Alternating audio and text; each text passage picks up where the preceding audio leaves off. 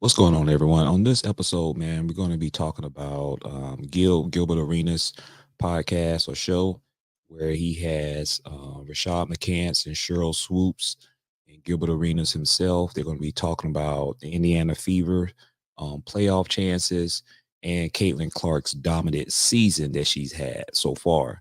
Let's kind of get into it so we can kind of give you my reaction and my thoughts to what was said in this episode.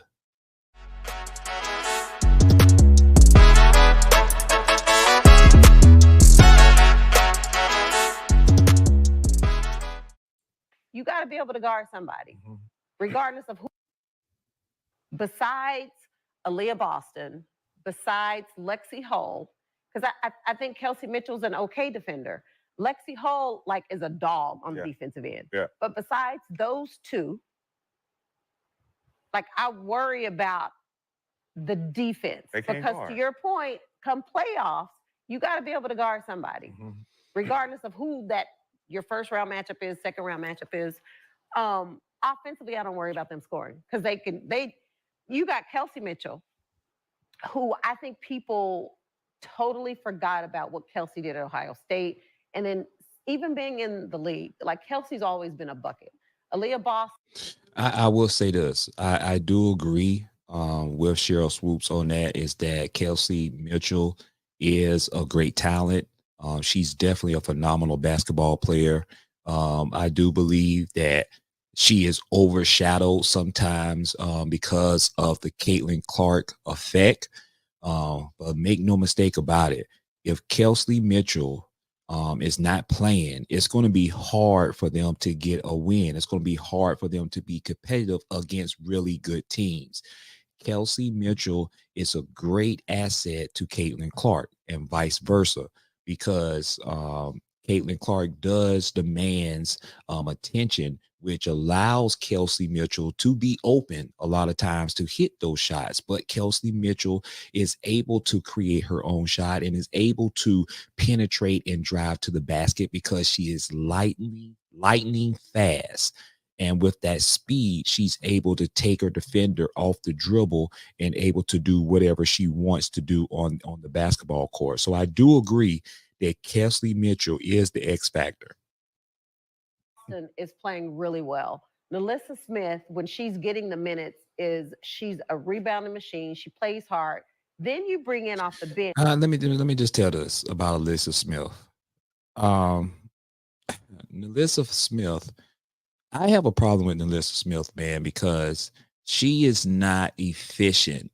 From my perspective, from my point of view, out there on the basketball court, she's a big body, but to me, she doesn't use her body well. She looks lethargic out there on the basketball court. She looks like she doesn't have a clue. She doesn't look like that she has full of energy, but yet complains. Remember the tweet that she put out there, like a cryptic tweet based off she doesn't get the ball, like she wants to, pillow talking to her best friend. But let me just tell you this. I don't like Nalissa game. I feel like she's not a good jump shot shooter. She miss easy shots, layups. So she has to know her role. Your role is to rebound and play defense. Your necessary role is not to actually score. Your role on that team, because they have score. You have Kelsey Mitchell. You have Caitlin Clark. You have Aaliyah Boston. Those are your top three scorers. Everybody else has a role on that team. Lexi Hull roles to play defense, rebound the basketball, get in certain spots where if they're double teaming with the other three players, they'll kick it out to you and you'll have open shots. But Lexi Hull even missed layups. She missed layups. It's almost a guarantee she gonna miss a layup every time. So, I don't really care for Alyssa Smith. I think she thinks that she's better than what she actually is, especially for this team, because she's not on that team to score the basketball.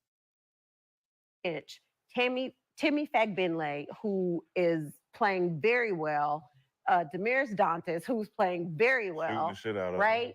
And what I don't see is who is that other guard, right? Because the guard they bring in is Erica Wheeler. Yep.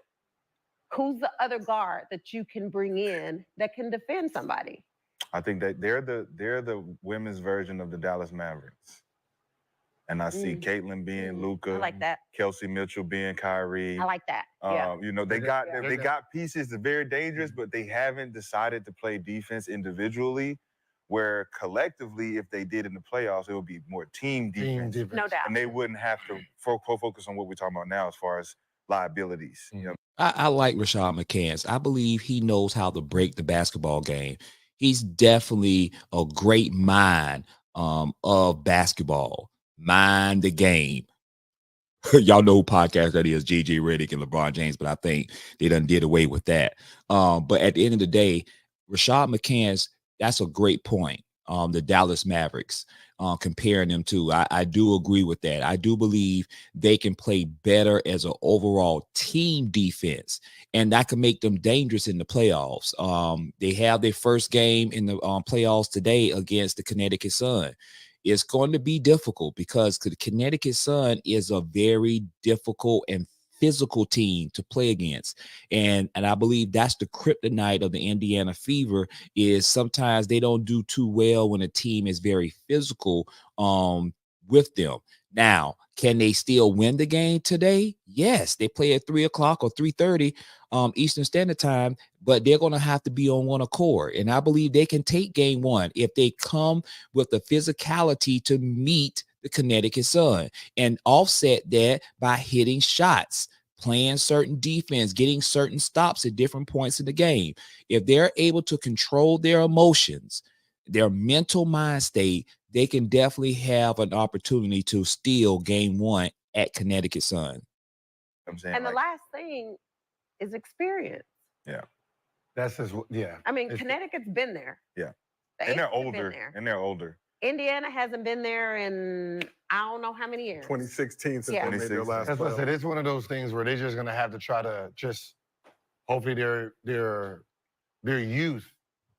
Yeah, the energy. Yeah, you try to beat them, try to have it out. The last, don't let it get into that last 5 minutes. New York Knicks outplay them. Yeah, don't let it get to a grinded out game and it come down to the 3 minutes, because that's when the veteran kicks in, right? They've been there, they've done that, and absolutely. I do agree with what Gilbert Arenas is saying right there. Shout out with Gilbert Arenas. There are certain things I disagree with him on, but for the most part, man, the man is an NBA or former NBA player. He played at a very high level, and he was no joke on the offensive side of the ball. They used to call him Agent Zero. At the end of the day, man, who do I pick in this game one? You know, if I choose without emotions, I believe the Connecticut Sun is going to win game one. I believe that they are a very tough team. I think they're going to come with a from a perspective that they have a point to prove, especially when you're playing against Caitlin Clark, and you're playing against all the hoopla that comes with the CC effect. A lot of players seem to take that personally. And I believe Carrington is going to come. She's going to play very hard defense on her. She's going to have a point to prove. Don't forget, you have just that moxie that they're going to be very, very intentional in shutting Caitlin Clark down. They're going to be trying to be very intentional shutting down Kelsey Mitchell, Aaliyah Boston. Can you stop Kelsey Mitchell? We'll see. We'll see. I believe that if without emotions, the Connecticut Sun is going to win this game. Now, with that being said, with emotions, I want to see the Indiana Fever win this game. I want to see them to be able to rise above some of the hate that Caitlin Clark is getting because of the hoopla that comes with Caitlin Clark, and y'all know what I'm talking about. But I want to see Caitlin Clark then win game one and then have an opportunity to go back to Indiana Fever and close out that series. But let's see what's going to happen. But that's my picks. Connecticut Sun, I believe, if I don't have no emotions with it, Connecticut Sun is going to win game one. With emotion, Indiana Fever will win. But try to bully through it and, get the refs on their side. You're going to have to try to beat them early. You have just say the Connecticut matchup. You have players on this Connecticut team that have been there, right? You got AT, DB, Dejanay, Marina Mabry, even Ty Harris at the point, Brianna Jones. Like, they have the experience. Mhm. And you also have players that will get in your head. Yeah. Like, that's what Alyssa Thomas does. Yes. That's what Dejanay does when she's defending Caitlin. Like, Dejanay is going to talk shit. She's going to get up in you. So it's not, to me, it's not. Dejanay, she's absolutely correct. Dejanay, that's what I was saying. Dejanay character is going to have a moxie about herself that is going to be personal for her. She plays her very hard. Every time they play the Indiana Fever, Dejanay is going at Caitlin Clark, and she's a great defender. Let me be very clear. She is a great defender. Alyssa Thomas, she's a bully out there on the court, and you need someone to stand up against the bully. That's what I'm looking for the Indiana Fever. You have to have someone. You can't bet. This is the playoffs, and this is going to be great experience for Indiana, but they're going to find out real quick. You're going to have to go at Alyssa Thomas, and you have to show her with your game. You're not scared of her. You're not intimidated by her, and you have to be intentional about that. You can't let her push you around out there on the court because they're like a shark. When you sense that there's blood in the water, Alyssa Thomas, Dejanay, they're like sharks. They're going to go after you, and they're not going to let their jaws up off you. Once they smell that blood, that's it. They're attacking. Not about if the Fever has the talent, but it's the experience, and it's the defense for me. Mm-hmm. I'll definitely say this. For the Fever, it's not about winning it all at all. It's about getting as far as you can for the confidence of next year and saying, look what we did. Mm-hmm. We went from 5 games to 13 games to 20-plus games in a matter of 3 years. Yeah. So making it to the playoffs, just getting in there is one. It's like, yo, we're in the playoffs. You said it perfect. It's like Dallas, right? There was no way Dallas started the playoffs thinking they were going to make it to the championship. Facts. And I think that's what gave them the best advantage because they didn't have no expectation. Just go out there and just do us. Yep. Right? You know, go out there and do us. Then that should be their approach. Yep. Right? No one expected us to be here. We're here. The pressure's really on them, not us. We don't. It's a good look. You know what I mean? Playoffs, but I also know players on that team that are like, oh hell no, we don't want to just be here. Yeah. Because then when you I was about to say that. Because then when you factor in free agency, you got players on this Indiana Fever team. They getting paid anyway. That are like, no, but players who will be free agents next year. They getting paid. Right? No, what I'm saying is the start of the season to now, we're in the playoffs. Y'all playing well. Their money's kind of already guaranteed, right? For next year? This season coming, I mean, in the summer. Potential contracts because they played so well this season. Everybody on the roster gets a different kind of look. Right? Because you saying it don't work like that. No. You saying it don't work like that. It don't work like that. Anybody on the Aces going into free agency, everybody's looking at you. Oh, no. People in the Fever, we're like, y'all. That's not my point. There's a lot of other shit going on that players are like, this ain't where I want to be. What other stuff? Yeah. Some new shit going on around there. It's a lot. Yeah. So you have players that are very significant be specific, on this Indiana Fever team that are like, I don't want to be here. This is where I want to be. Yeah. Now listen, there's a lot of play more. What kind of things do you feel? Yeah. Okay. Yeah. Come on, Sheryl. I want to hear. and let me tell you something. I have nothing against Sheryl Swoopes. Let me tell y'all something, man.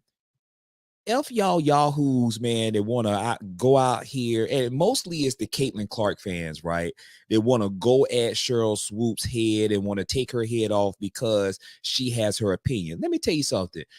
Some of these Caitlin Clark fans, some of y'all Caitlin Clark fans are racist, and some of you Caitlin Clark fans do not have a mental mind state to understand that everybody's don't think like you do. Caitlin Clark is not the Lord and Savior. And Sheryl Swoopes is entitled to her opinion. I'm liking what I'm hearing from Sheryl Swoopes so far, because she's probably spitting facts here. And I think it's so very important, man, to have different ideologies when it comes to the game of basketball. Everybody is not going to think the same way. Everybody not going to have the form of opinion. I want Sheryl Swoopes to speak your mind, because I think she's maybe hitting on something. She's saying that there is stuff that's going on behind the scenes that a lot of people are not privy to, but she is privy to it because she's close to the basketball game. She's close to a lot of these current basketball players, and some of them do not like the hoopla, like I was saying earlier in my message, that comes along with Caitlin. Some of that is because some of these Caitlin Clark fans are very hard to deal with. They're nasty, they're disrespectful, they want to bring race in it, and you can just hear in the tone and the message, no matter what, Caitlin Clark does everything right and perfect. And no, she doesn't. No, she doesn't. There are several things that I can break down that Caitlin Clark can work on her game. But at the end of the day, I'm fair. I really don't have any when it comes to analyzing the basketball game. Caitlin Clark is a great player. Caitlin Clark does have some type of effect around her that draws me to wanting to watch her play. That's just me. I can only speak for me. I know I have the WNBA. I have bought the WNBA League Pass because of Caitlin Clark, but I was going to buy it anyway because I buy it every year because I love watching basketball, and I love watching the women's play basketball because to me, they seem like they play harder than the men. I'm just being real with you. They play harder than the men. But getting back to what Sheryl Swoopes is saying here, she is saying something that is very key is that some of these players do not like, do I want to play next year with all this hoopla that's going on around Caitlin Clark? And I'm going to tell you this.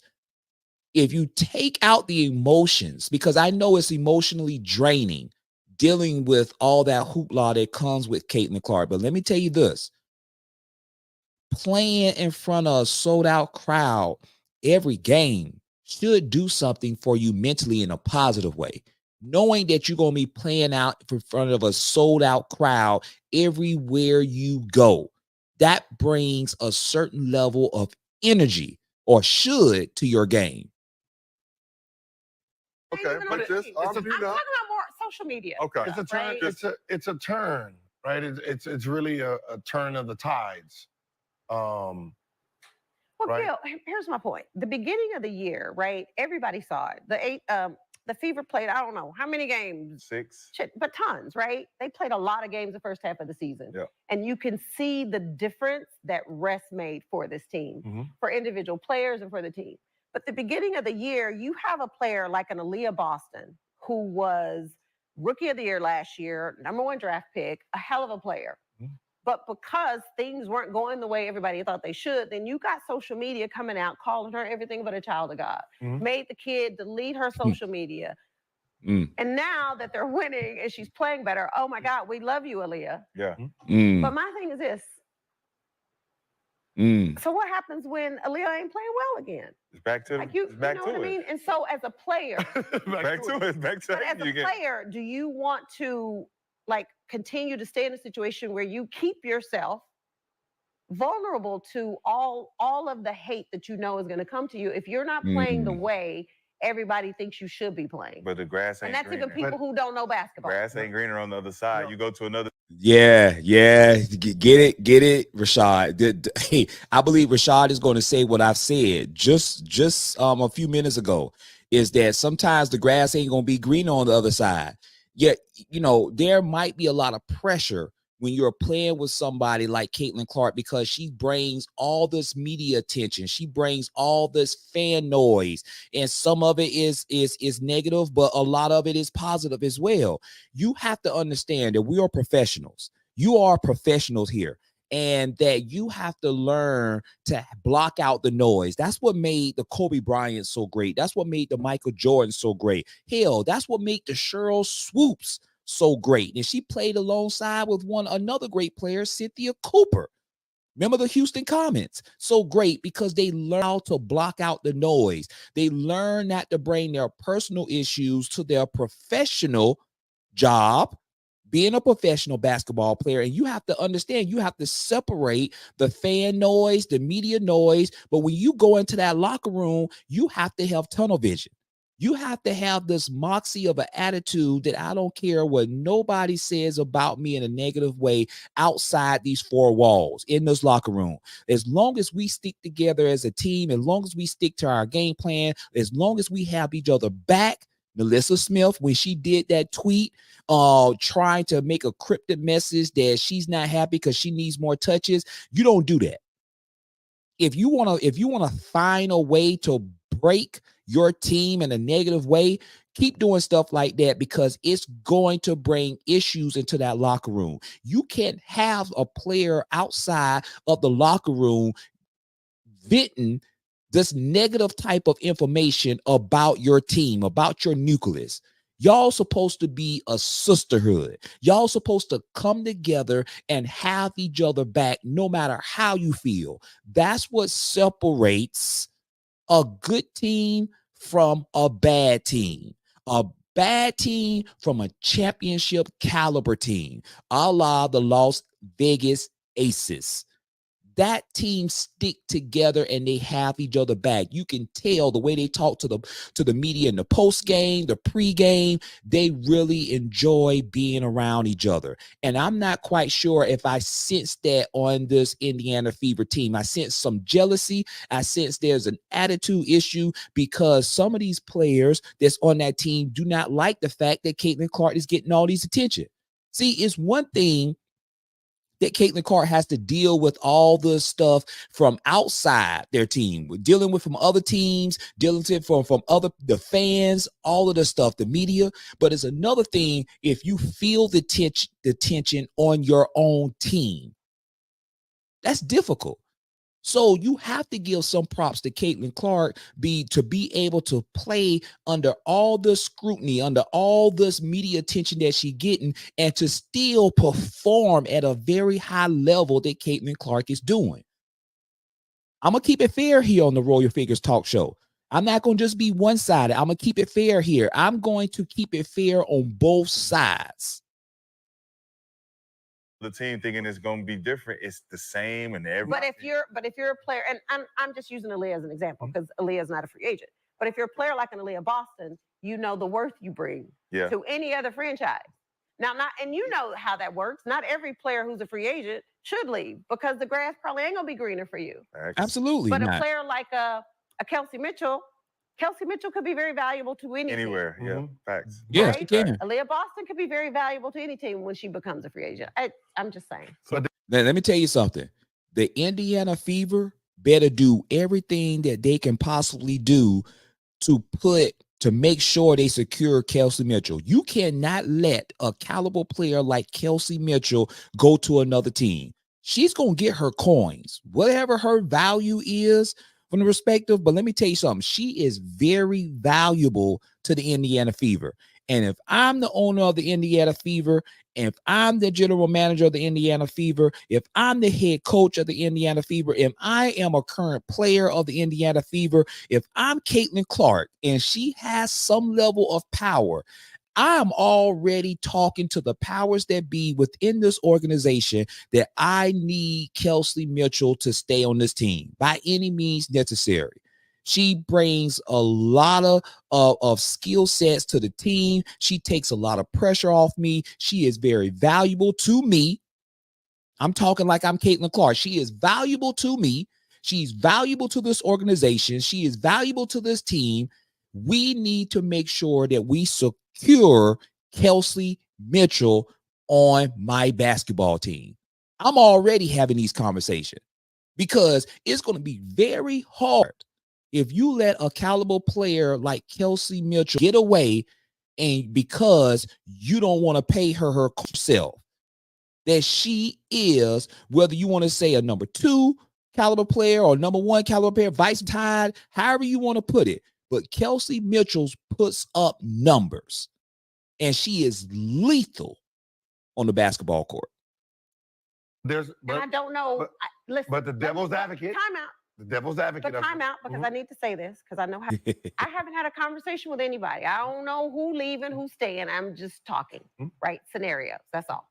Devil's advocate on a situation. Who is complaining that they're not getting recognition again?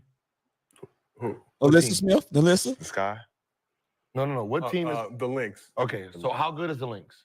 Very good. Okay. And no one's paying attention to them. No matter how good they're playing, yeah, the Minnesota Lynx one's is a paying good team. attention to them. All those players on there is fighting for a light, right? Fever has this big, bright light, which means someone like Boston, you wasn't playing well, everyone don't like you, right? When you are playing well, Jesus, open up the red carpet, boom. So she's getting the red carpet treatment when she's playing well, and when she's not, From who? Who's she getting the red carpet treatment from? just social media people, right? So what ends up happening is, as hateful as everybody, her jersey, when they loved her jersey's moving like hotcakes. She's getting voted into the All-Star game. Like so it is a hate and love thing. So as the player, you have to understand that either you're going to have this really high level hate and love, or you can be playing very great and no one notices you. But you can be playing very bad and no one notices you. So which one do you want to be in? Right. Because you can average 20 and get 200,000. You can average 15, get 600,000, and they hate you or love you for it. Yeah. So it's a pulling, it's a tugging. Let me tell you this. Gilbert Arenas is 100% correct. Let me tell you something, man. This is what I'm saying, man. You know, you can have this mindset, and they're just talking. If Aaliyah Boston has this type of mindset, they don't know for sure, but they're just throwing it out there as an opinion. Let me tell you something, man. Being around someone like Caitlin Clark is going to generate revenue, not just for Caitlin Clark, but for you, the player, because the value goes up. She's selling out every home game because of all the attention that Caitlin Clark is getting. You don't think that that's going to fare out far as with your negotiations with your contract? Understand, use the media attention, use all the sellout crowd, use all that to your advantage.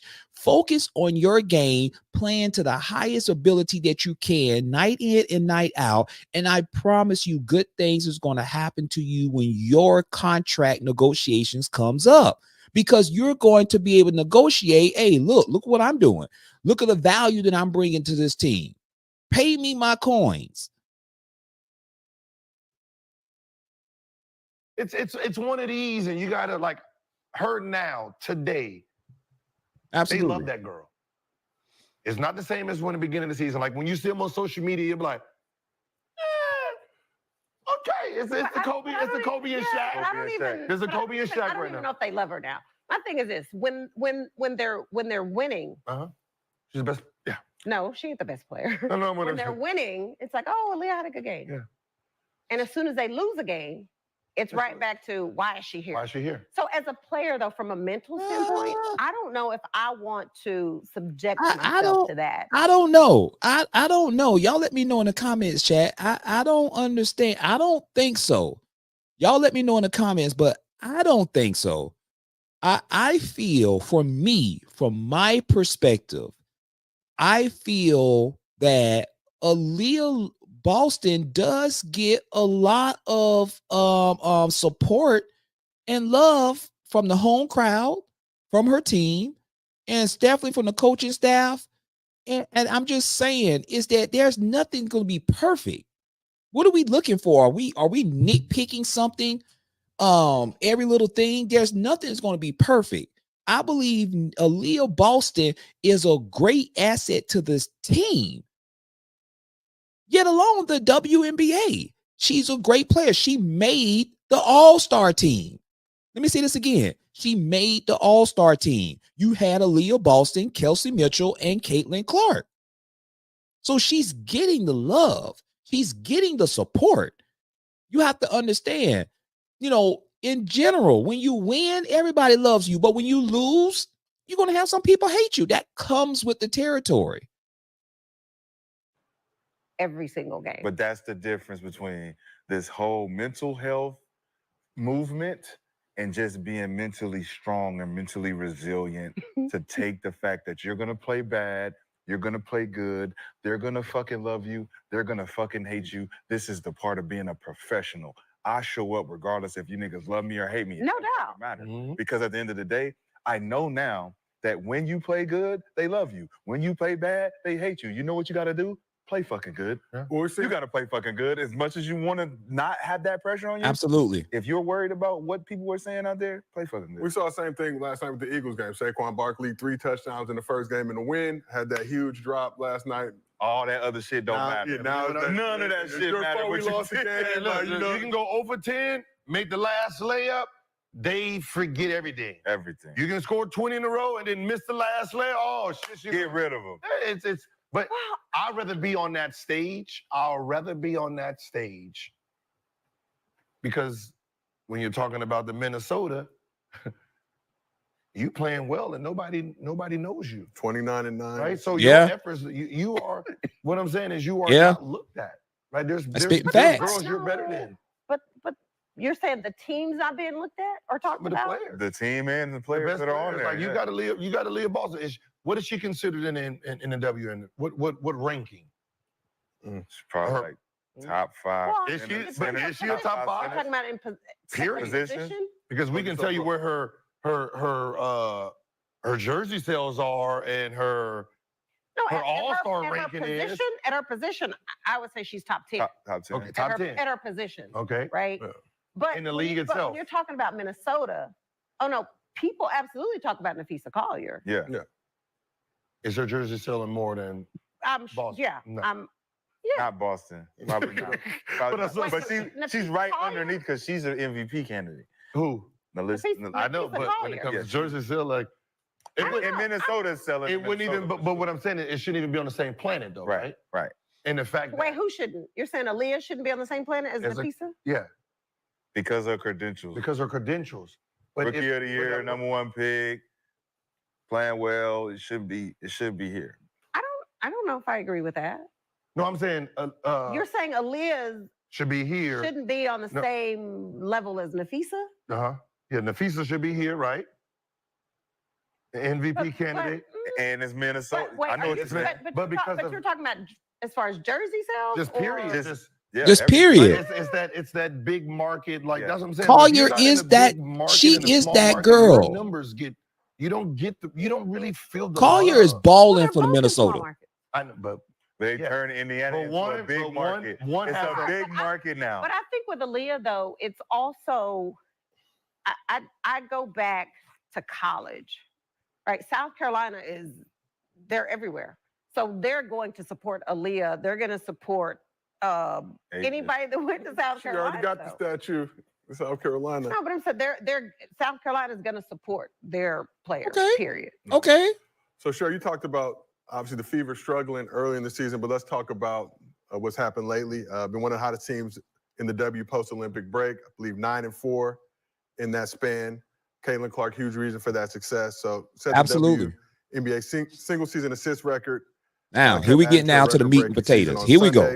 Here we go. 5 points in the win over the Dallas Wings to set the WNBA single season scoring record for a rookie, surpassing Simone Augustus' previous record. So, we got to just Baller. got to add context. Clark has 761 points in 39 games. Augustus set the previous record of 744 points in 2006 when the WNBA season was only 34 games.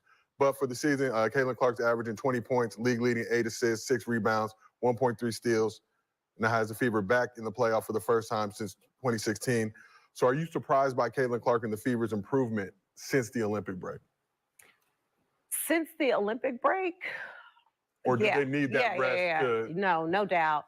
I think, and so I've talked about this with some other people. I felt like the Olympic break helped the Indiana Fever more than any other team. And I felt like the Olympic break really hurt Chicago. Because I thought before the break, Indiana was playing well, Chicago was playing well. And granted, there have been injuries and things like that. But since the Olympic break, this Indiana Fever team, Absolutely. to me, is a completely different team. And I don't know if people really understand how much like rest plays a part of that. Because when you look at Caitlin, she went from playing in college, playing in the Final Four, going to the draft, going to training camp, season start. I would say some rest possibly played a part in that. But listen, man, she's a rookie. She's a rookie. I'ma say she was able to go back and look at tape. She was able to go back and work on some of the things that she needed to work on, getting stronger. Whether it's that, picking and choosing her spots wisely on how to attack certain defenses. She was able to mind the game to be able to see what's her strong points and what's her weak points and focus mostly on her weak points to make them her strong points. I believe that's what's made the difference for Caitlin Clark, for me. Starts and the Fever are playing, I don't know how many games they played just in a row. But what I've seen from this team, it's not just about like one player, but their ability to really gel together, and their chemistry right now is like they look like they've been playing together for years. And I do think what Caitlin's been able to do in a short period of time has been very impressive. Yes. Right. And so, yes, because I know people are like, oh my God, you said she wouldn't be good. But I didn't say she wouldn't be good. What I said was I didn't think Caitlin or Angel would come into the league and dominate immediately, which I don't think either of them did. But you weren't the only one who said that. So I think a lot of people felt that when you talk to a lot of players in the W, it's like, look, it's hard for rookies to make that transition from college to the W. Gino said it too. Ariana said it, and but it's unfortunate. But you said it. But you're saying it, dominate, right? When we're talking about Caitlin, we're talking about when she said dominate. When we're saying dominate, we're thinking what she does in college. Score the ball. Mm-hmm. She's dominated college, right? No, she dominated in college. She dominated. So when she says you won't come here and dominate off the rip. Averaging 17 is not dominated compared to averaging 30-something for 4 straight years. But that was also like the first half of the season. Mm-hmm. I feel like after the break, I still don't think she's dominating, but she's a different player than she was in the first half of the season. And I think because of her adjustment and her ability to play. Listen here. You heard what Sheryl Swoopes said. She doesn't feel like even now that Caitlin Clark is dominating. I don't have that's Sheryl Swoopes' opinion, y'all. She has a right to have an opinion for herself. She has that right, chat. Y'all let me know in the comment section. What do you think? Sheryl Swoopes has a right to make her opinion. Now, we have a right to respond and give our opinions based off on her statement. But at the end of the day, I don't have an issue. She's not hating on Caitlin Clark. She's just saying that she just gave Caitlin Clark props. She said that Caitlin Clark is definitely a different player than the first half of the season. So she's definitely have gotten better, but she is not dominating. Now, from my perspective, I feel that Caitlin Clark is dominating in certain categories and in certain areas of her game. She's able to control the tempo of the game. She's able to find players and get them and find them when they're open, getting them open shots, getting them easier shots. To me, that is a form of dominating. Hell, look how Kelsey Mitchell is playing. She could play good herself, but let's make no mistake about it. When you have a caliber player playing alongside Kelsey Mitchell, like a Caitlin Clark, that leaves some room for Kelsey Mitchell to go off and be able to do things that she's doing on the basketball court to be able to score the way she's scoring. So in some areas of Caitlin Clark game, she is dominating to a certain extent. Half of the season, you have a break, and it was great that the Olympics was this year, right? That she came into the league. You had a break, had an opportunity to work on your game, do whatever it was she did, but also an opportunity to practice with your teammates. And like I've never questioned if Caitlin was a good player. Yeah. I think she's a hell of a player. And my thing was, no, I didn't think she would come in and dominate. I thought it would take her some time to adjust to being a professional. And to me, I think that's exactly what she's done. And her teammates have, like, they too have taken their game to a whole nother level. I think that's what has made this Indiana Fever team a hell of a team post-Olympic break. Yeah. You know what I think? I think leading the WNBA in Assists. is dominating. Yeah. You think so? I just said it. I Why? just said She's it. a rookie. She's never been in this. You know, But but also leading in turnovers too. Yeah, I was going to mention. I was going to get into all of that. But those turnovers are not really her turnovers. And that's why I Yes. was going to get into So I don't it. really- So the dominance. Absolutely. See, you know, I dislike or I disagree when someone come and say to me is that, but yeah, she's averaging so many turnovers. She's leading the league in turnovers. Man, let me tell y'all something. Let me tell y'all something about basketball.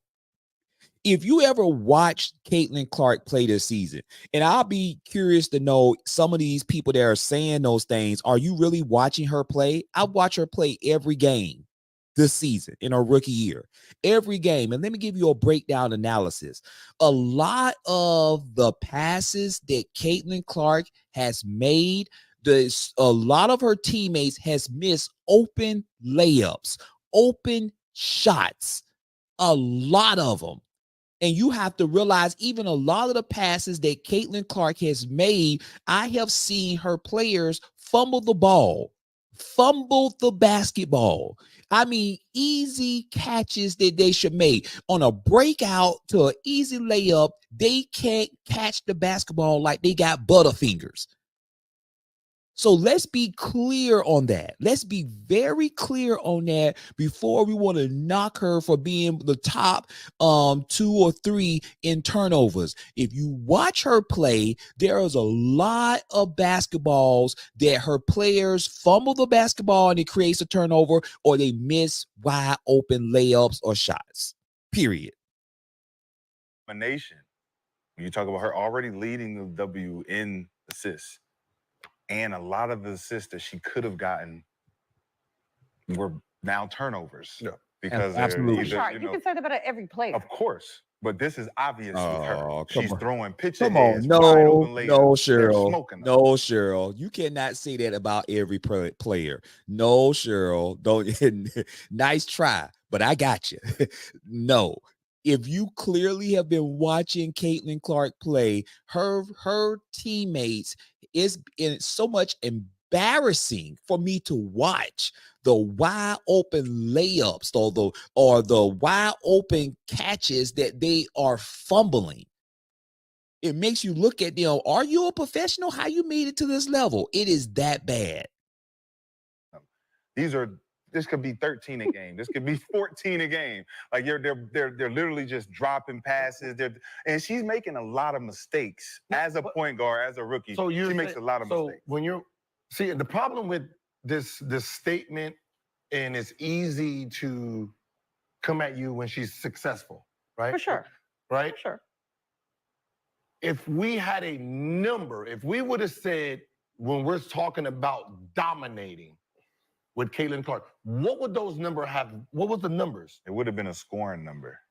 Exactly. Yeah. Right? Because of high clip, shooting it. Right, right. We'd have been like, That's what she did in Do you the consider 20 that's points what I per was saying game? when you said So it. you don't consider 20 points per game? So if her stats, when we're saying she won't do this in the W, she averaged 31.6, 7.4 rebounds, 9 assists, right?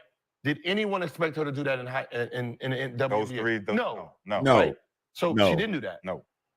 Now, if we say her stats are today, what? 20 points, 8.4 assists, 6 rebounds. That's crazy. But 5 That's crazy. Is that 5.6 those are turnovers hell of too. a number. Those are hell For of a a numbers. rookie. But to me, that's not Period. dominating. Yeah, it's only not dominating because she's a rookie. Now, If No. yeah, so if she's putting up numbers like Asia right now, Yeah. would she be dominating? yes. So it's about Yeah. the numbers.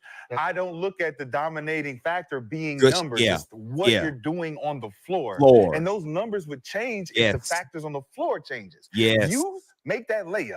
Mhm. the stats change. Yes. If you swing, I get a layup, stats change. Things are factors on the floor that we don't get to see because we're glorifying the stat when we talk about dominating. And you look at the passing, like that's an obvious thing. And Alyssa Thomas is probably the only one that could be like, yo, I'm the passer. Yeah, but I'm the dominating you passer. can't say that when everybody else, they're quick to throw stats, right? It's like, oh, well, this is what she did. Like somebody's like, oh, Sheryl Swoopes only scored 34 points in the WNBA. Caitlin scored 35. So you can't use stats when it benefits you. But I only use the play of the game. Like you can say stats, and if you didn't watch the game, you're only going on what they're telling you. This person scored. You're only But going if you off watch stats. the game. You're watch like, the game. That person should have had 42. Yeah. That person should have had 22 assists. But I watched the game. So most people only looking at the highlights. Yeah. For the especially for Caitlin. Like when you really watch Caitlin play, you're like, damn, man, she could have had this, she could have had that, she could have been more aggressive.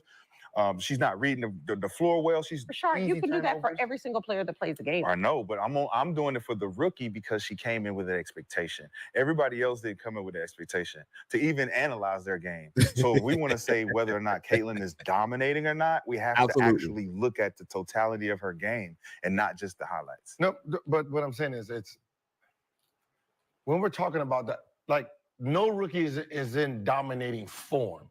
Right, when we're saying dominating, you go through history and say, well, Candace Parker dominated her rookie just told year. you. Yeah. Cap. You don't feel that. She was great her rookie year. She was better than expected her rookie year. But if you take her rookie year compared to her dominating year, is it? Can we say this? But if you win the MVP, you wouldn't say that she dominated. Yes. So her best year was her rookie year. I'm not saying it was her best year, but if I come in as a rookie and I'm the most valuable, but if I'm the most valuable player in the league, how can you say I didn't dominate the league that year? Is it your best year? No. Your best year is your most dominating year, right? But why can't I have 5 dominating years? You could. Shaq. I mean, I think rookie year was dominated. No. Dominant versus most dominant. I think it's two different. But that's what I'm saying is because we're throwing a blanket on it, right? We're throwing a blanket. Let's say this: dominant as a rookie. She's more dominant than all of the rookies. But we didn't use it in rookie term. Well, because she didn't come in with the statement saying that she's going to be the most dominant rookie. No, my statement was because everybody was talking, right? My statement was I don't think, and let me clarify this. I made the statement about both Angel and Caitlin, not just Caitlin. Right. My statement was, I don't think either of them are going to come into the league and dominate immediately, meaning what they did in college. Over all of the players in the W. And the reason why I said it is because you have a player like an A'ja Wilson who has been in this league for a while and gets better every single year that, and maybe this was more so for the new fans who never watched the WNBA. So my point being, there is hella talent in this league. It's not going to be as easy as y'all think it's going to be. Right. But also saying, don't put all that pressure on these rookies, and just say Angel and Caitlin in particular, because that's who everybody was talking about. Like, don't put all that pressure on them to feel like they got to come in and do what they did in college. Like, let them get to the league, let them adjust, let them understand what it means to be a pro. Well, that's why I say she dominated from the aspect of her peers, which are the other rookies. I was the most dominant rookie that came in, and I dominated. But if that was explained like that, who was going to be the most dominant rookie? Exactly. Then that would have been easy. But it wasn't about the rookies. It was about all the talent in the league. So because she surpassed that. Now that she surpassed dominating all the rookies, she's chasing A'ja now. But as the number one overall pick, is that expected when you come into the W? Like when the word dominating came out, it was basically, for me, is she going to be doing what she does in college? I would say this: when you are the number one pick, there is an expectation for you to perform at a very high level and be in the conversation or the status of a lot of established veterans who are all-stars, who are stars in that league.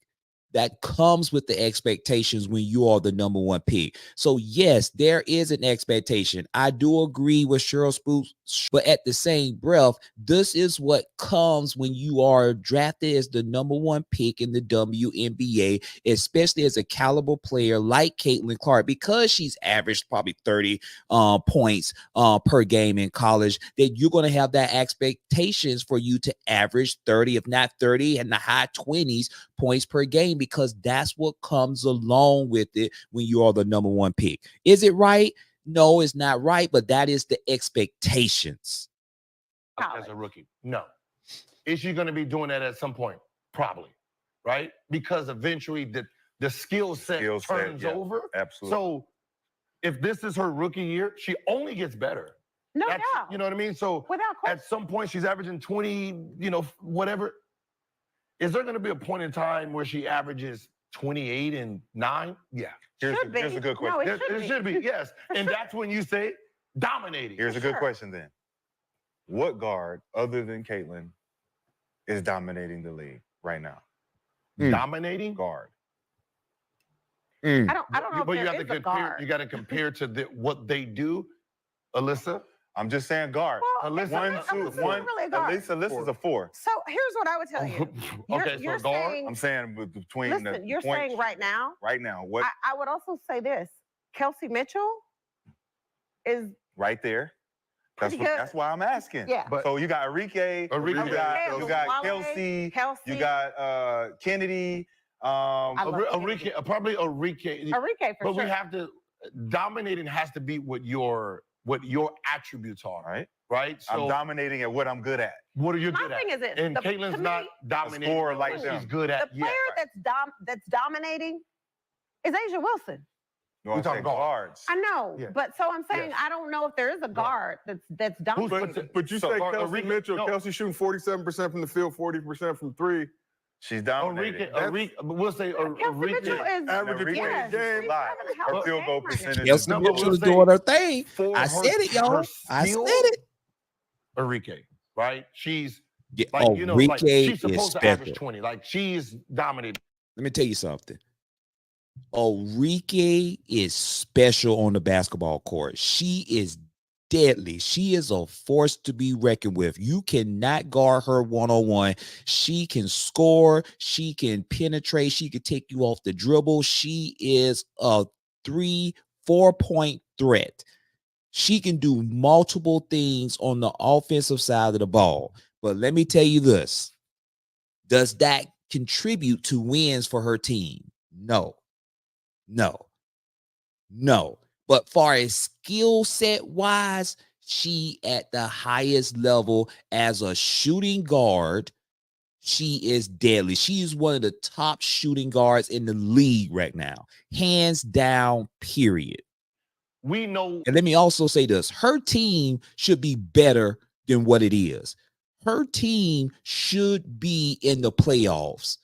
When you have the big bodies that they have and they play defense, I'm baffled that the Dallas Wings is so horrible from a record wise where they're at right now. It is ridiculous. It is sad. It makes no sense. I'm not sure if it's the coaching. I'm not sure it's a combination of coaching and the players not being consistent, but they need to get their act together because they are a better team than what their record shows. And I'm talking about the Dallas Wings. We know what we've seen from Caitlin, and we know the assist is there yet. She hasn't, like the second half of the season, the 28, the 35, she's starting to feel it. Yes. Next year and her third year, we should expect brilliant basketball because the game she didn't figure it out. This year's still a learning. But it also, I agree with that, but it also depends on the players that are around her, how great she can be. Because I feel like the second half of the season, like those 19 assists, which are crazy numbers, and you're saying, yeah, it could have been more, agree. But if you don't have players around you that can score the basketball, you're not going to get 19 assists. Kelsey Mitchell has been incredible. Absolutely. Since Olympic break. Lexi Hall, once Christy decided to pull Lexi from the end of the bench and put her in the game, has changed the team, right? Aaliyah Boston. So yes, I think to your point, her next year, she'll get better. Her third year, she's going to be even better than this year, which is expected. My question to you is this. So if you're a pick, right? Aaliyah Boston, number one draft pick last year, went to Indiana. There are expectations for her to be great, right? She's the number one draft pick for a reason. And everybody wants to compare Caitlin to Angel, which to me, I hate because they're two totally different players. Yeah. Angel Reese was drafted number 7 to Chicago. Not a lot of expectations. People were like, Slipped in the draft. She slipped in the draft. She couldn't score in college, all of that. There was no way I thought Angel was going to come into the league and be dominant, which she wasn't. But Angel's game, her offensive game, everybody knows this, has never been, it wasn't even that great in college, right? Yeah. So yes, she has to work on that. There are things Caitlin has to work on. My question to you is, where, not necessarily where do you rank Angel, but Angel's averaging a double-double, rebounds. To me, one of the best rebounders I've ever seen in the game. And people want to talk about her own misses, which I don't agree with that. But if they are, box her ass out and rebound. Yeah, true. Right? Yeah. It doesn't matter. So if you don't want her to get it, box her out. So she's averaging a double-double. And as the number 7 pick, I don't really think people expected that. No. So do you consider her dominating? Yes. No. Yes, I do. Why? Because you look at the dynamic of how you can change the game when you come into the game, and how no one has an answer for the I things like you're doing Rashad to change the McCants, game. man. Angel proves that she can come in the game, Yes. change the dynamic, and Yes. shift the game due to her rebounding, her knack for understanding where to be and how to fucking do it. Bravo. Chat. Listen. Angel Reese in her own right has dominated in her own way and on the basketball court. You know, when people say, well, she missed so many layups and she rebounded half of her own shots. Let me tell you something. Like Sheryl Swoopes says, then box her behind out.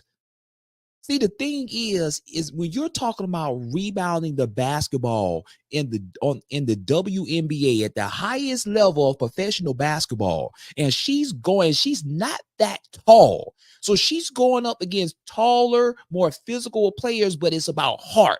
It's about the mindset. It's about that courage. It's about that grit. It's about that grind. She reminds you so much of a Dennis Rodman. That's a skill set.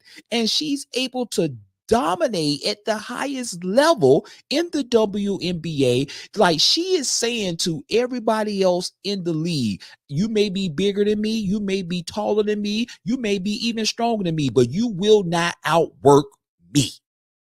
I'm going to get this basketball. I'm going to create double doubles. I am going to, come on, y'all. Come on. Angel Reese has dominated in her own way. She made a name for herself in creating the most double doubles in a season as a rookie, as an effing rookie. Come on, bro. Come on. Y'all let me know. Tell me in the chat if y'all agree. And she did it at a rate where she could average 15, 16 boards a game easy, right? So I look at 13.1 rebounds. So I'm looking at Caitlin, right? And we say, the reason I forged the question of dominance between guards is because she's giving you 20 and 9, right?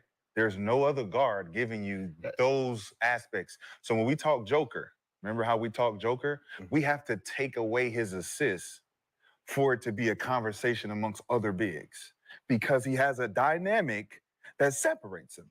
Okay. And it offers points, it offers camaraderie, it offers team confidence, because I'm passing. Caitlin Clark dominated her rookie year because she brung points and she brung assists and she brought wins. See, why do That's you a keep using dominance. rookie year? Because she's never been here before. She has no experience. I know, but what I'm saying, so do you think this is the best she can be? No, I'm just saying this year, she So- dominated amongst the people that didn't think that she could. She gave you points and she gave you an assist. Absolutely. So you tell me the other guards, Arike, Kelsey, all these other guards that you can name up and line up beside her. I can't compare and say, it's like me comparing Allen Iverson with Gilbert Mark Arena Jackson. can't compare.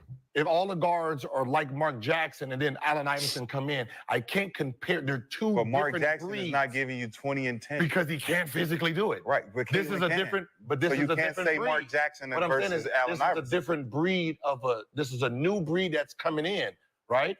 This is just the beginning. So if I say she's Come dominant, on, Gilbert.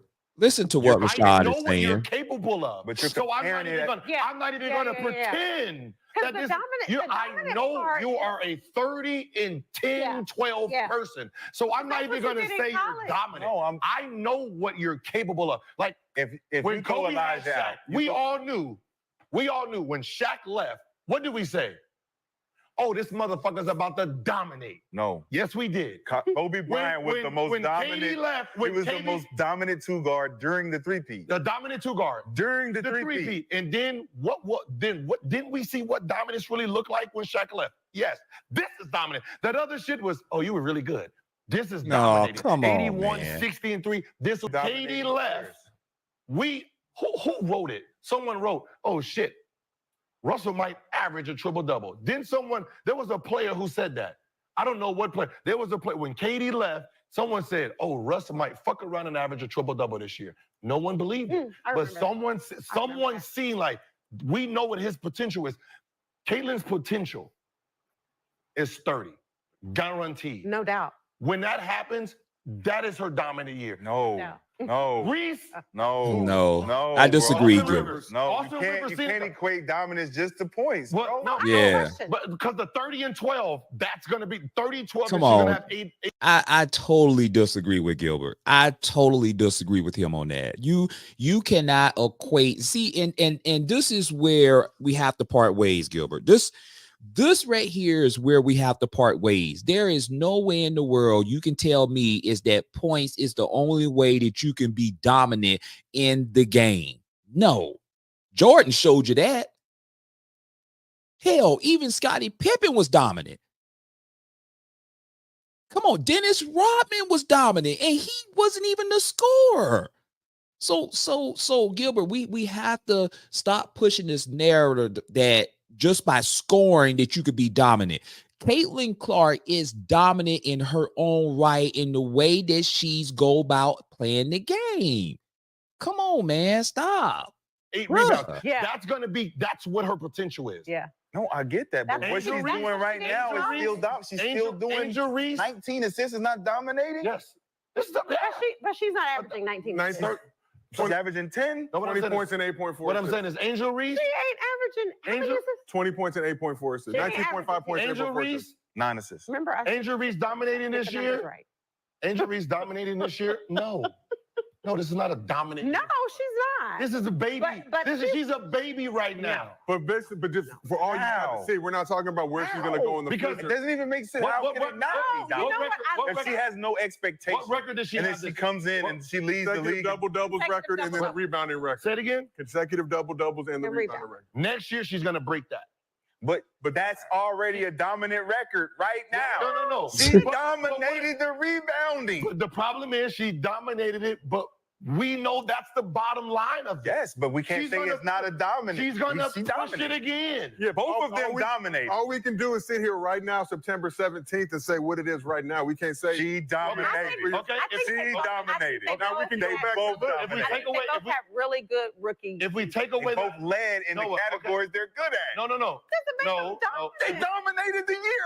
They left. we They take away- ended at the If top. we take away the expectations, and say we didn't expect anything from them because we never seen them play, okay, they dominated. Right? They dominated. Yeah, come on, chat. Y'all put in the comment section, what is Gilbert Arenas and Sheryl Swoopes talking about? If you're at the top in a category on a professional level in the league, that is dominating. That means no one else did it better than you. You dominated this season in that category. Angel Reese dominated in the rebounding. Caitlin Clark dominated in assists. They dominated in certain categories as rookies. As rookies, but that was the expectation she set up. Listen, no, her expectation was 30. No. Her expectation came in saying, you guys are not gonna come in here and dominate like you think. That's her saying, listen, whatever your expectation is, it would have been better. It's gonna be more difficult. I said dominate immediately. Immediately, yeah. So regardless, you know what? the expectation, they didn't. But the expectation was set. It was set that, hey, look, we're not expecting y'all to come in here and dominate. We're not expecting you to come in here and dominate. But the thing is, I think a lot of people treated that as you trying to bash Angel and Caitlin instead of just pointing out that the W is going to be has tough. Great players. Yes, it's tough. You know what I mean? I think that's the it should have been the bottom line. That's just crazy. It should have been the bottom. It should have been the bottom line of what the expectation was. Okay, but I have a question. I have a question for Rashard. So, given you're like, yeah, they both dominate.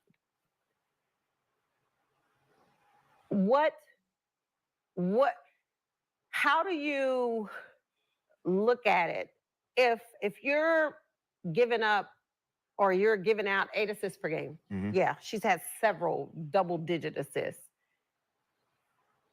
But you got turnovers, right? Yep. You're leading and get it. She's a rookie. It happens. She'll get better. But do you factor in on the defensive end? Yes. You do? Yes. And you still say she dominated? Yes. No. That's the thing that fights against her. The thing that overweighs that is the winning. Yes. Okay. So the dominating factor of me being a point guard, I have to now point, I have to score, and I have to distribute. And during those distributions, I'm turning it over. Great. But guess what we're doing? We're winning. We're winning. Okay. Okay. So since we know LeBron's career, rookie 25-5, was that considered dominating? That's a great point. You wouldn't say that Winning. was a dominant rookie season for LeBron. See, again, you said it now. Rookie season. You're adding rookie season. Yes. Rookie season. Yes. Yeah, but if we were having this conversation in 2004, that's all we would base. Yeah, that's all we would talk about. Now we have a full. But see, you're capitalizing on rookie season. I didn't say it was most dominant. We did say it was the most dominant. No, what I'm saying is the statement was dominating. They were the league. I didn't say she's not going to dominate as a rookie. Right? Well, y'all leaving out the context that she is a rookie, so you only can say as a rookie. She's a rookie, so if she comes in and dominates, now you have to say as a rookie she dominated. But you said, yeah, she dominated all rookies. Yeah, but I never said she's not going to come in and dominate immediately over all the rookies. But the key word to me in all of this is dominate, regardless of rookie or whatever. Well, so they dominate. Was 25-5 by LeBron dominating? Yes, because Melo had the same thing. But was he considered dominating? Both of them dominated. So if we go through the stats and we look at everybody's stats, we're going to point those out as dominating stats amongst the. No, you're going to use rookie because you got to add. You have to make it make sense. But that wasn't the statement. The statement wasn't among rookies. Because if we said rookies, she would have probably said yes. We would all say yes. But what was the discourse about LeBron coming from high school to the NBA? He wasn't going to dominate. But no one called it coming right away and beat. No one called it dominating. No one that was top tier 3, 4, 5, 6, 7 years in is not going to call it dominating. But the motherfuckers who are watching, who's never seen LeBron play in the NBA, they're going to say, that boy came in and he's doing everything they said he was going to do. Didn't make an All-Star game, didn't make an All-NBA team. You talk about Caitlin and Angel, both made the All-Star game. Caitlin's going to be first team but the real basketball player said, yeah, we're in trouble. We know when he finds his rhythm, he's going to take over this. Because he's dominating now. He's good now. Dominating now. He's good now. He's not. He's dominating the rookies, though. Michael Jordan's rookie year, he averaged 28. Dominating. Come on, how's that different, bro? You just up the numbers. You just up the numbers to say that the numbers are high. 28, dominating. So 13 rebounds is not dominating? 13 rebounds a game for the Angel Reese is not dominating? When Jordan came in the game, come on, man. Second or third Gilbert is silly, man. Come on, bro. What you saying is not making any sense. If you putting up, okay, LeBron's average 25 and you said Jordan average 28, that's dominated. So now you're just going by a higher points per game average. But when you're talking about Angel Reese, 13 rebounds a game, that is dominating. That is the most, not just as a rookie, but the most in the league. That is dominating. In scoring, in the league, third or second in scoring, right? So you can say, oh, he's Caitlin's number one in assists in the league. But she's a man. scorer. So what? What does that matter? So- She's still the leader in assists. So when what is her first ability? Passing. Which is what she's leading in. So Passing. Okay. Passing. Now we're lying. Passing. You're lying. Her first. Passing. Her first. She passes first, Gilbert. She shoots because she can pass. She does not pass first. She's a traditional point listen, guard first. She does not pass first. Let's just make it sense. Rashard, no. When Jordan came in, averaged 28. His third year, he averaged 35, right? Then 37. Those became dominant. Caitlin Clark is averaging 20. We all, stop lying to yourself. We all said, this is probably the worst her offense is going to be, right? No. She's going to be worse than this? We're just not talking about. No, hold on. You're saying, I'm not talking about the scoring. Her assist is going to be her assist. Do you think she's going to be a better scorer next year and the year after? Yeah. Do you? Okay, thank you. Jesus Christ. So this is the bottom end of her scoring. Same thing with Angel Reese. Why are we just focusing on scoring? Likely, Angel Reese, this is the bottom end of her scoring. She's going to get better scoring, and she's going to get better rebound. There might be a year where she averages 15 and 15. Yeah. Dominating. There might be a year where she might fuck around and surprise us all and average 20 points. Is it okay? We don't put 20 points on her, but she might average 20 points one year, and it might be 20 and 17. Is it okay? Dominating. Is it okay for us to have different definitions of dominating? Yes. No. We gotta have your No, we cannot have. We gotta have your definition. We cannot right? have different definitions. So we gotta go with yours. We cannot have different. So different do we have to definitions. go with your definition? No. Whatever the word. That's what it sounds like, Gilbert. It sounds like you're making the Whatever rules. the definition of dominance is, that's the definition. So we can't change it. So if I'm at the top of my category, Your category. if I'm at the top Of your category. of my category, what is the deciding factor whether I'm dominating or not? Because is that your skill?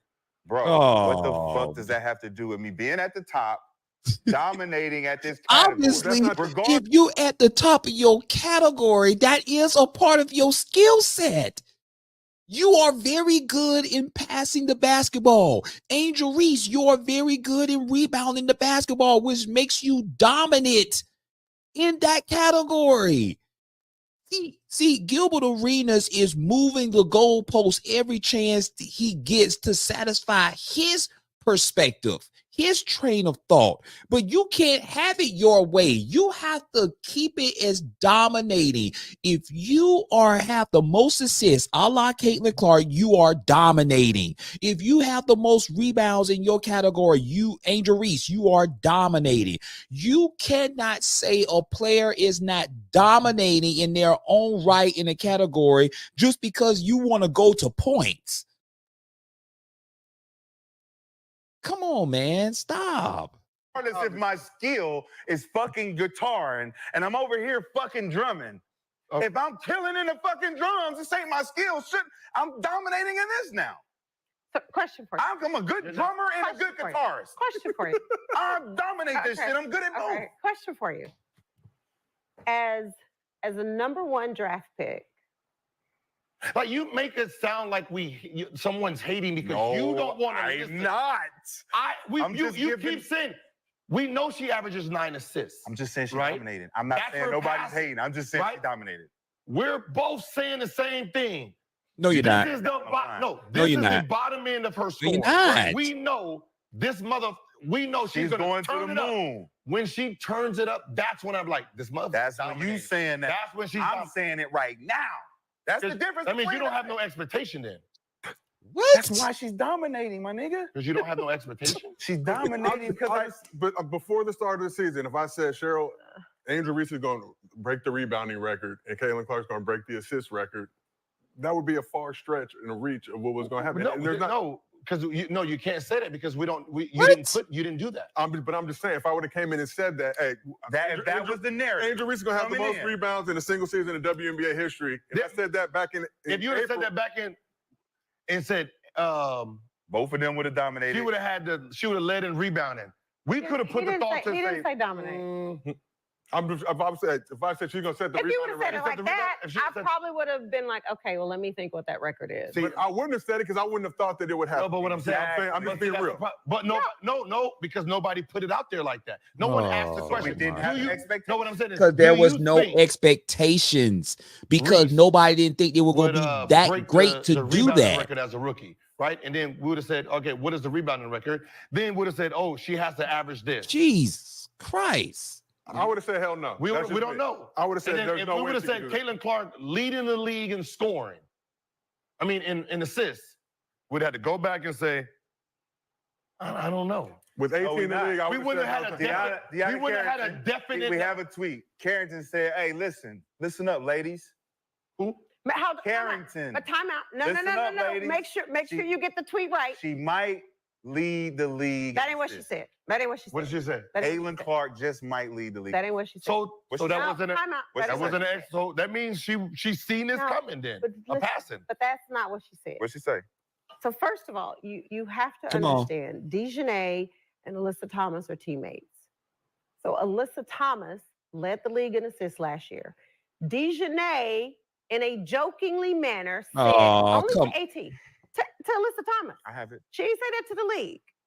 She said, listen up, ladies. Well, you got to be correct on this. She tweeted, Caitlin might lead the league in assists this year. I'm out. It's Twitter space, and the ladies are Twitter. Because I need to respond to this.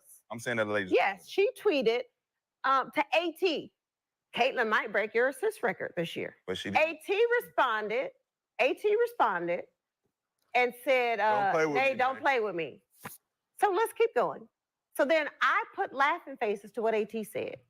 Because I was laughing at Alyssa Thomas being like, Nay, don't play with me. This is my shit. Yeah, she's like, Nay, don't play with me. This is what I do.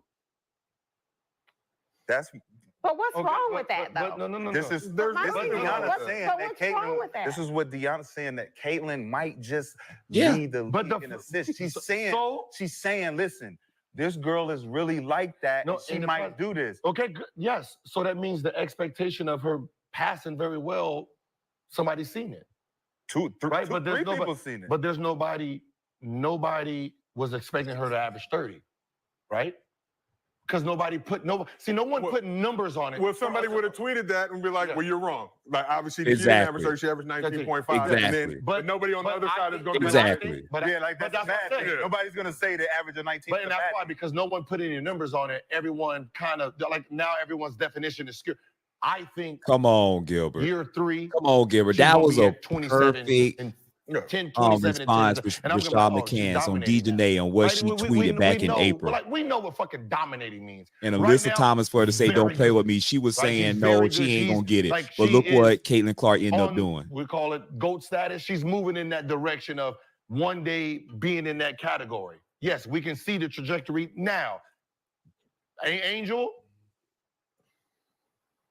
next year, 13 and 15, 13. That's fucking possible. Can I ask you a question then? She's gonna break her own record. You know why? Because she has a record now, and she's missed the last 6, 7 games.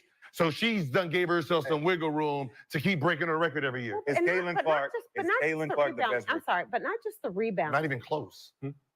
She's not. Caitlin Clark is not the best rookie. Yes, that's what I'm saying. Like, she's the best rookie, right?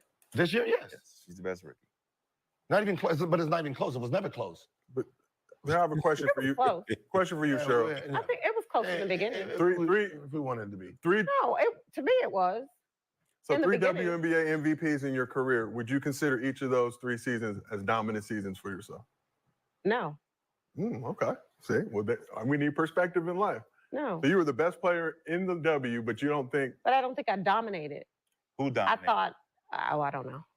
And the time that you was. No, but I'm just saying, I don't know. I don't know if I dominated. I played very well. And I played very well on both sides of the ball. But I scored, I rebounded, I defended. But to me, you can win MVP and not be dominant. Okay. So being number one in your category doesn't mean that you're dominating the category. Check this out, y'all. Check this out. What Sheryl Swoopes, now Sheryl Swoopes, you sound like you spitting a whole bunch of malarkey out your mouth. Because see, you're trying to sugarcoat on how you really felt that you was dominant. You ain't gonna tell me that Sheryl Swoopes didn't think that she was dominant when she was playing the game of basketball. Stop it, Sheryl. She's just now in this to kind of pat up her argument. She don't want to say that because she want to kind of come from a different perspective because of the argument you're trying to say that Caitlin Clark wasn't dominant as being the leading assist player in the league, and Angel Reese wasn't dominant being the leading rebounder in the league in history. Come on, man. Stop it. Stop it, Sheryl. It's okay to admit you were wrong. If you're number one in points for the league, if you're number one in points, are you dominating the league because you're averaging 30, or are you just what year did Kobe dominate? When he was like, this is the most dominant motherfucker in the league, and he's dominant. What year? Probably 06. What was his stats 06? 35 a game. Okay. Dominated. Angel Wilson this year. What do we say? Because here's my thing But the 35 wasn't the reason why he dominated. But what I'm saying, it was the consecutive points back to back, the 40, the whole month of. And we know these, but we know Caitlin's not there yet. We know what's coming, right? So that's why I don't want to put dominating on her now. Bro. Because I know what dominating is gonna look like when she gets into her shit. Because right now she's playing tier levels to dominance, though. That's what I'm trying to explain to you. Okay. That her tier level is here at the base level. Okay. She's base level dominance. She's gonna emerge as she goes. So now she's on ground floor level, where I came in with all my peers. Oh, all y'all rookies in here. Y'all ain't on my level. Hey, Angel, you can step up. You're probably the closest one. Okay. Me and you gonna go to the next level. I understand. We get to take the elevator up. But I don't know. I don't know if, like, yes, I think they both maybe exceeded expectations. Yes. But I don't think they dominated. Right? I don't think. I know. Sorry, because you're also saying that Angel's probably the closest thing to Caitlin. But however you want to look at that. Just as far as rookie of the year voting. Rookie of the year voting is like she's second, regardless of what anybody can say. Caitlin's number one. She should be number two. But I will throw in Rickea Jackson. The reason why I throw her in is because for sure. If Kurt Miller plays Rickea Jackson in the beginning of the season, like he's playing her now, Rickea Jackson to me is in that conversation. No, she's an anomaly. She's an anomaly. She's got that. Without question. Got it. She's got it. All I'm saying is this right here.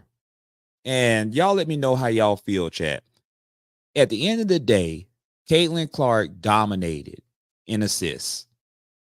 She's number one. Angel Reese dominated in rebounds. She's number one. I don't care how you look at it. You can't just put it on points. There are different ways that you can affect the game and be the best or be dominant in without just relying on points. You can affect the outcome of game in different areas based off on your assists and based off on your rebounding. If y'all agree with that, chat, let me know in the comment section. Rashad McCants clearly won this debate hands down. Everything he was saying made sense. It bring logic, and he understand the game, and he won the debate against Sheryl Swoopes and Gilbert Arenas, hands down. That's all I have for y'all, man. And on this video, man, it was great. Give you my reaction and my thoughts based off on this conversation of the Indiana Fever and their rise to the playoffs, first ever for this team, and for what is being dominant in the WNBA looks like. And we saw dominance from Caitlin Clark and Angel Reese. However, whatever your thoughts about both of these players, there is dominance from both sides in these players, and they really took the game to another level in their own right by dominating in their respective categories, assists and rebounding. Y'all stay tuned to the next video. Take care.